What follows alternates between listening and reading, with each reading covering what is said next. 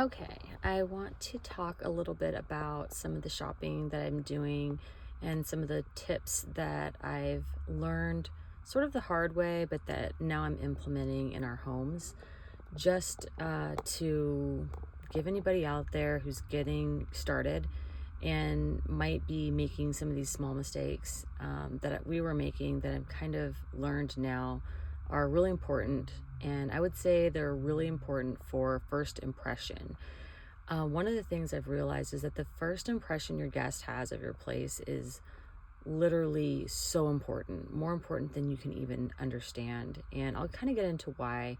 But I just left Costco. I picked up a couple things. What I'm buying at Costco right now are white sheets. So I want two sets of sheets for each bed. So if I have four beds in a house, I need at least 8 sets of sheets for that house, so that when your cleaners go in, they can quickly find clean sheets, rip the old ones off, get them going in the washing machine, and put new ones on.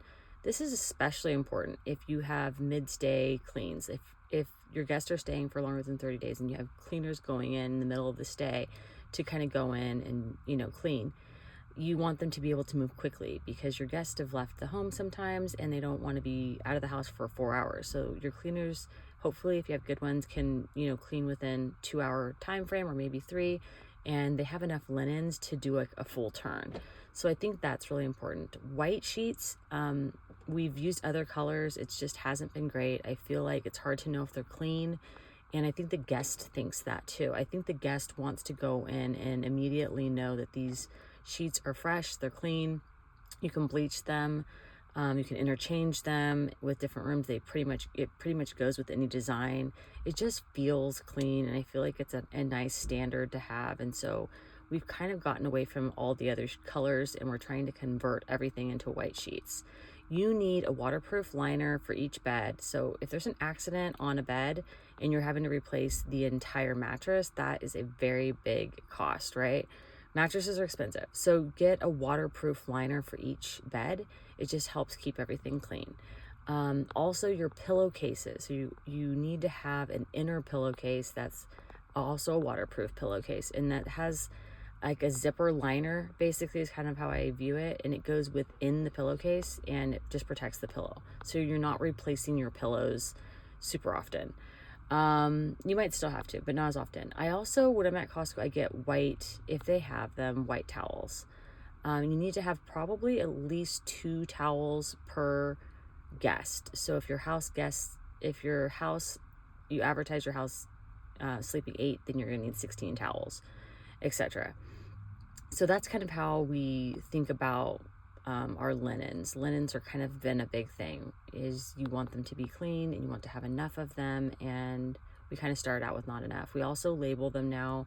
If there's a tag, we'll put like K for king size bed and Q for queen size bed, so when you're kind of going through, you can quickly find which is the correct size for the bed. So that's just like a tip for like speed purposes, because I've done a lot of the cleaning myself and I'm not as good at it as our cleaners, and I thought I was good until I got good cleaners and I realized they're good.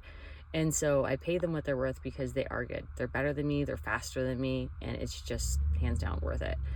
But back to first impressions, I think that you need to go the extra mile to make sure that things are crisp and clean, and then when your guest goes in, they see that, they feel that, and the rest of the stay just goes smooth after that.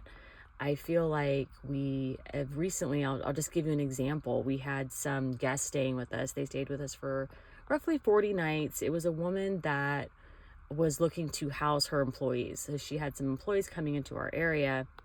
So she was looking for housing for them, placed them into our home, and had a good experience. She ended up leaving us a 5-star review on Airbnb, which was awesome. And I thought, well, that's it, great. And I've never really put much thought into like, booking out again or getting returning guests, because it's never happened to us yet, but I hope it will soon. And I think that developing relationships with people in your area is the key to that. So anyways, thought I wasn't going to hear from her again. About 4 days after they checked out and she left her 5-star review, she messaged me personally, And she said, look, we really enjoyed our stay at your house, and I have another family that's interested in coming to the area, and they're going to be having a baby, and I'm curious if your house is available. They'd like to rent it long term. And I thought she meant long term, like they want to rent it as like a long term rental and like basically not have it furnished. And so I kind of, you know, replied back saying, well, we operate it as a midterm rental. We always keep it furnished, and you know, that's how we plan to continue operating it. And she's like, oh no, that's how we'd like to keep it too. We're just looking to stay for an extended period of time. And I was like, great, that's awesome. It didn't end up panning out because they needed the house a little sooner than I could get it to them. We already had other guests coming in, but they needed it like immediately. So it didn't work out this time, but it really made me feel like we had this great conversation.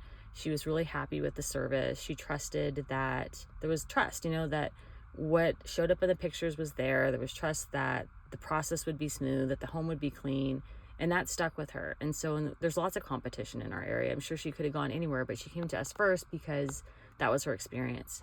And so I imagine that in the future, if something else comes up, we might be on her list of people to contact. And so all that said to basically convey the message that the first impression is a big deal, and the relationships with the people in our area are a big deal, because if it's her business to place her employees places, then that's the person I need to know. And I will be able to stay more booked and operate efficiently if I'm getting direct bookings off of these platforms, which is what we would have probably done, because now we were communicating. We had worked through Airbnb once, and now we have each other's phone numbers. And so moving forward, you know, we will be able to give them a deal because we're not paying those fees, and we will, you know, pay less in fees. Also, it's just a win-win all around. Yeah, so those are a couple of the things that we purchase for our homes. And we also just want to, you know, improve on our communications and our relationships with people in our area. I think that is key.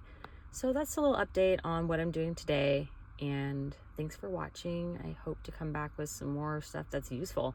All right, bye.